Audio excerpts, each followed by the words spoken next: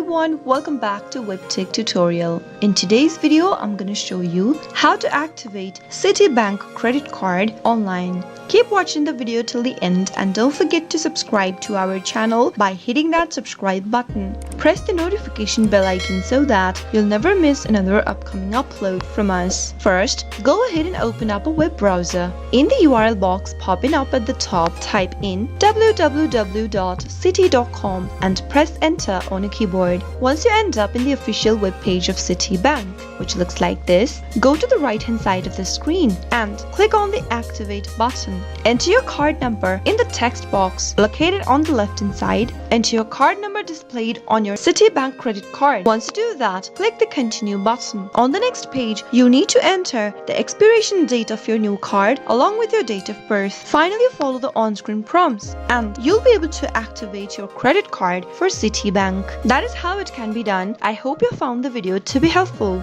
If you did, go ahead and give us a thumbs up. I'll be back soon with more videos like this. Thank you for watching.